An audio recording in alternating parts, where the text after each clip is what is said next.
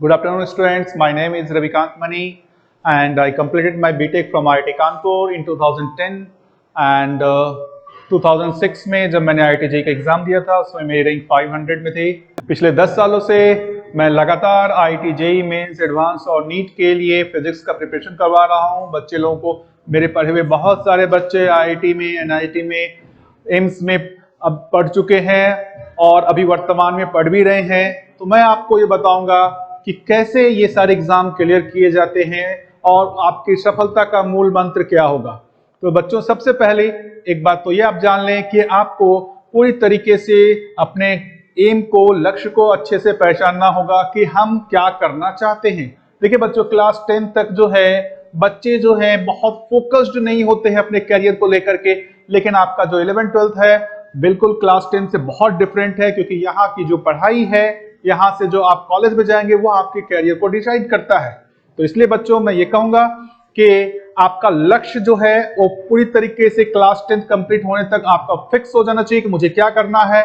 उस लक्ष्य को पाने के लिए आपको पूरी तरीके से, जैसे ही आपका 10th का एग्जाम कंप्लीट हो, आपको पूरी तरीके से निष्ठापूर्वक लग जानी है। तो पहली बात तो आपका लक्ष्य आपको निश्चित होना चाहिए। आप जिस भी फील्ड में जाएं, चाहे आप मैथ्स लें, चाहे आप बायो लें या आप फिर कॉमर्स लें, किसी भी फील्ड में आपको पहले से डिसाइड कर लेना होगा कि हमको ये फील्ड में आगे की ओर बढ़ना है। लक्ष्य निश्चित हो जाने के बाद आपको क्या करना है, आपको पूरी निष्ठा के साथ, ईमानदारी के साथ जो है लगातार मेहनत करनी है। और यदि आप ये दोनों चीज कर पाते हैं, अपने लक्ष्य को निश्चित कर पाते हैं और मेहनत ठीक ढंग से लगातार कर पाते हैं, तो कोई भी ऐसा एग्जाम नहीं है जिसको आप क्लियर कर नहीं सकते। सफलता आपके हाथों में होगी बच्चों।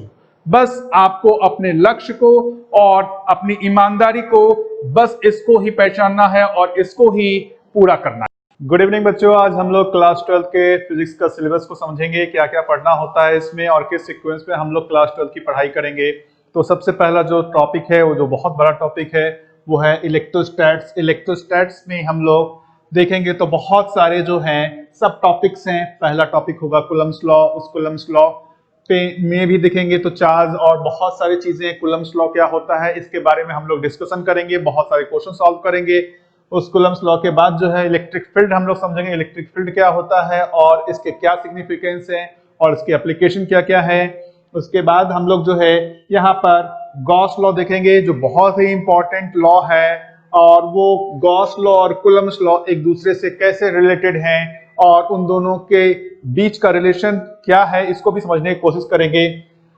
गॉस लॉ के बाद जो है दूसरा जो टॉपिक आएगा हमारा इलेक्ट्रोस्टैटिक पोटेंशियल। जैसा हम लोगों ने मैकेनिक्स में पढ़ा था, जो भी कंजर्वेटिव फोर्स होते हैं उसके रिलेटिव हम जो है पोटेंशियल एनर्जी डिफाइन करते थे। ठीक उसी तरीके से ये इलेक्ट्रिक फील्ड भी कंजर्वेटिव इलेक्ट्रिक फील्ड है, तो हम लोग उसके लिए इलेक्ट्रोस्टैटिक पोटेंशियल डिफाइन कर सकते हैं। तो उसके साथ इलेक्ट्रोस्टैटिक पोटेंशियल पे हम लोग बहुत सारे क्वेश्चन सॉल्व करेंगे।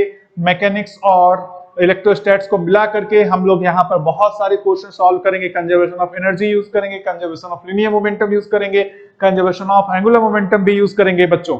तो बच्चों, जो हम यहाँ पढ़ाई कर रहे हैं इसमें 11th के बहुत सारे जो टॉपिक्स हैं, जो कंसेप्ट है, उनको भी यूज हम लोग करेंगे यहाँ पर। उसके बाद जो है इलेक्ट्रिक डायपोल और जो कंडक्टर है, इसके बारे में भी हम लोग काफी डिटेल में पढ़ेंगे। इलेक्ट्रिक डायपोल जो है बेसिकली दो equal and opposite charge particle जब स्मॉल डिस्टेंस पे रखे रहते हैं तो उसको हम लोग इलेक्ट्रिक डायपोल कहते हैं। तो वो इलेक्ट्रिक डायपोल का कहाँ कहाँ यूज है, कैसे कैसे उसको अप्लाई करते हैं, उसको हम लोग समझने की कोशिश करेंगे। दूसरा जो कंडक्टर है, जिसके लिए हम लोग देखेंगे कि कंडक्टर किस तरह की खास तरह की प्रॉपर्टी शो करता है। आप सब लोगों ने नाम सुना ही होगा, कंडक्टर और इंसुलेटर के बारे में आपने ज्यादा सुना ही होगा। तो हम लोग यहाँ पर कंडक्टर के बारे में काफी डिटेल में पढ़ेंगे, इंसुलेटर के बारे में हम लोग कैपेसिटर में पढ़ेंगे ज्यादा डिटेल में। इलेक्ट्रोस्टैट्स के बाद जो है हमारे जो एक इंपॉर्टेंट टॉपिक है करंट इलेक्ट्रिसिटी, जो आपके हर जगह दिखता है, आपके घर में, बाहर, जहां भी देखेंगे आपको इलेक्ट्रिसिटी दिखती ही है। तो ये करंट इलेक्ट्रिसिटी जो है उसकी क्या क्या लॉज हैं, उसमें खासकर देखेंगे करंट इलेक्ट्रिसिटी में कि दो लॉ जो है, Kirchhoff's first law and Kirchhoff's second law जो है, वो बहुत इंपॉर्टेंट लॉ है और उसके बहुत सारे एप्लीकेशन है। मैक्सिमम क्वेश्चन उसी कंसेप्ट पे बेस्ड होते हैं, तो हम उसको भी समझेंगे। रेजिस्टेंस को समझेंगे, रेजिस्टेंस क्या चीज होता है, और एक बहुत बड़ा जो लॉ है इसमें ओम्स लॉ को भी समझने की हम लोग कोशिश करेंगे। आप लोग घर में जो है बैटरी यूज करते हैं, कई तरह के छोटे छोटे साइज से लेके बड़े बड़े साइज के जो बैटरी कार में या आपके बाइक में, ट्रेन में यूज होती है, वो बैटरी क्या वर्क करता है, बैटरी का क्या पर्पस होता है, रेजिस्टेंस का क्या काम होता है, ये सारी चीजें हम लोग करंट इलेक्ट्रिसिटी में समझेंगे। उसके साथ साथ भी जो है हम लोग जो इंस्ट्रूमेंट्स हैं, मेजरिंग इंस्ट्रूमेंट्स है, मीटर, वोल्ट मीटर, कहीं पर भी हमारे को करंट को मेजर करना हो या पोटेंशियल डिफरेंस को मेजर करना हो तो हम कैसे मेजर करते हैं, तो वो सारे डिवाइसेस भी हम लोग यूज करने वाले हैं। कैपेसिटर की देखेंगे बात, तो कैपेसिटर जो है बहुत, जैसे मैं ब्रीफली बताऊं तो आप लोगों ने जो फैन है, फैन में देखा होगा एक कंडेंसर लगा होता है। कंडेंसर बेसिकली कैपेसिटर को ही कहते हैं। जो हम लोग पुराने समय में लोग जो कैपेसिटर की जगह कंडेंसर वर्ड यूज करते थे, लेकिन अब अभी की बात करें तो अब ज्यादातर लोग इसको कैपेसिटर ही बोलते हैं। तो ये कैपेसिटर क्या चीज है, वो क्या वर्क करता है और वो एनर्जी को कैसे स्टोर करता है, तो इसके बहुत सारे सर्किट डायग्राम और इसके क्वेश्चन सॉल्व करेंगे। तो जैसे ही हम लोग कैपेसिटर की बात करेंगे तो कैपेसिटर में हमारे करंट इलेक्ट्रिसिटी का भी बहुत सारा कंसेप्ट यूज होगा। तो इसके बाद जो एक और इंपॉर्टेंट टॉपिक है मैग्नेटिज्म है। तो ये एक बड़ा जो टॉपिक कहेंगे, इलेक्ट्रोस्टैट्स, करंट, इलेक्ट्रिसिटी, कैपेसिटर खत्म होने के बाद जो है एक नया टॉपिक जो स्टार्ट होता है वो मैग्नेटिज्म है। तो मैग्नेटिज्म में आप लोग मैग्नेट के बारे में सुने ही होंगे कि मैग्नेट होता है, मैग्नेटिक फील्ड प्रोड्यूस करता है, लेकिन हम यहाँ पर देखेंगे बच्चों कि एक करंट कैरिंग वायर है वो भी मैग्नेटिक फील्ड प्रोड्यूस करता है। और वो मैथमेटिकल रिलेशन क्या होता है, तो वहां बायोट-सेवर्ट लॉ जो होते हैं उसको अपन लोग समझेंगे। उसके साथ साथ हम लोग एम्पियर्स लॉ समझेंगे, एम्पियर्स लॉ क्या होता है और जो करंट कैरिंग वायर होता है उस पर क्या क्या फोर्सेस लगते हैं, ये सारे कैलकुलेशंस को हम समझने की कोशिश करेंगे। और फिर ये सारे जो हमारे मैग्नेट, जो हमने मैग्नेटिज्म में पढ़ा, वो सब कुछ जो है वो करंट के साथ रिलेटेड था।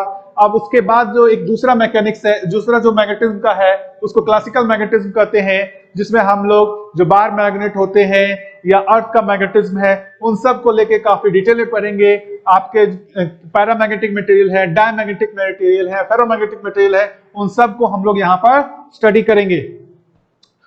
फिर उसके बाद जो एक दूसरा टॉपिक आता है electromagnetic induction and EM waves. तो इलेक्ट्रोमैग्नेटिक इंडक्शन क्या है, तो जैसे किसी भी लूप में हम जो मैग्नेटिक फ्लक्स टाइम के साथ चेंज करें तो वो क्या होता है, उस लूप में ईएमएफ इंड्यूस्ड होता है। हमने वहां पर करंट इलेक्ट्रिसिटी में हमने बैटरी देखा था, बैटरी भी एक ईएमएफ का सोर्स है। यहाँ पर हम एक दूसरे तरीके के ईएमएफ सोर्स देखेंगे जिसको हम लोग ईएमआई बोल रहे हैं, जहां पर फ्लक्स की बात होती है, फ्लक्स चेंज होने पे आपका ईएमएफ इंड्यूस होता है। तो ये थोड़ा सा उससे डिफरेंट है, लेकिन बहुत सारे क्वेश्चंस में ये और वो दोनों मिक्स होकर के कंसेप्ट पे क्वेश्चन सॉल्व होते हैं, तो इसको भी देखेंगे। उसके साथ साथ जो हम लोग एसी जो अल्टरनेटिंग करंट की बात करेंगे, जो हमारे घर में यूज होते हैं, वो डीसी नहीं होता है, वो एसी होता है। तो वो एसी किस तरीके से वहां पर वर्क करता है, क्योंकि हमने जो बात की थी करंट इलेक्ट्रिसिटी में हमने सिर्फ डीसी करंट को क्वेश्चन सॉल्व किया था, एसी करंट का क्वेश्चन सॉल्व नहीं किया था, तो इसलिए हम इसको अलग से एसी में सॉल्व करेंगे।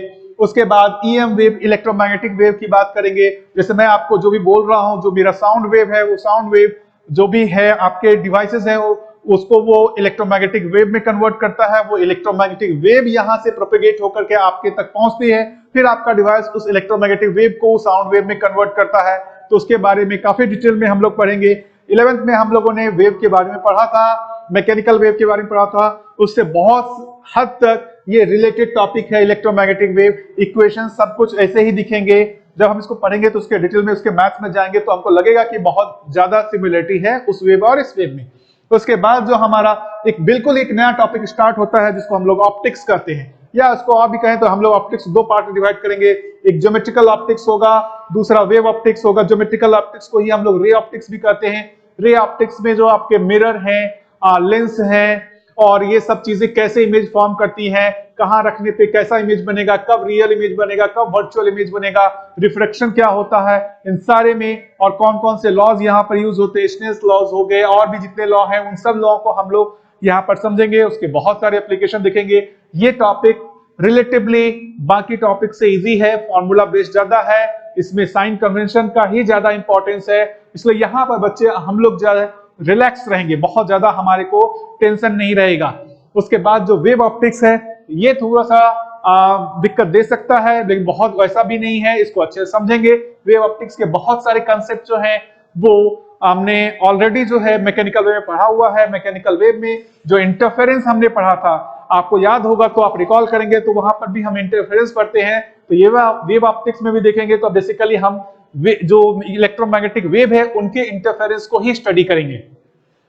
उसके बाद जो बच्चों एक पूरा नया टॉपिक आएगा जिसको हम लोग मॉडर्न फिजिक्स कहते हैं। मॉडर्न फिजिक्स का मतलब हुआ जो अभी लेटेस्ट रिसर्च उसमें चल भी रहे हैं, उसमें बहुत सारे देखेंगे तो फोटो इलेक्ट्रिक इफेक्ट है, एक्सरे है, एटॉमिक स्ट्रक्चर है, न्यूक्लियस है। तो ये सब में से कुछ चीजें आप ऑलरेडी केमिस्ट्री में भी पढ़ते हैं, जैसे एटॉमिक स्ट्रक्चर हो गया या फिर फोटो इलेक्ट्रिक इफेक्ट हो गया, ये या एक्सरे हो गया। तो ये सब आपने बहुत सारा कुछ वहां भी पढ़ा होगा, हम लोग फिर से उसको फिजिक्स में भी पढ़ेंगे क्योंकि यहाँ पे उसके एप्लीकेशन अलग होते हैं, केमिस्ट्री में उसके एप्लीकेशन अलग होते हैं।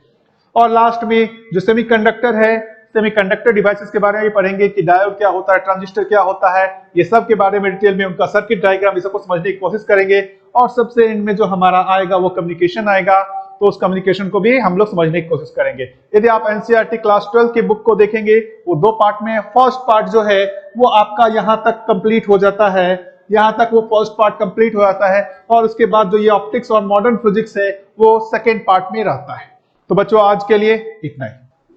डियर स्टूडेंट, हमसे जुड़े रहने के लिए हमारे यूट्यूब चैनल को ज्यादा से ज्यादा लाइक करें, सब्सक्राइब करें एंड शेयर करें, एंड हमारे सोशल प्लेटफॉर्म फेसबुक और ट्विटर को भी शेयर करें और ज्यादा से ज्यादा लाइक करें। Thank you.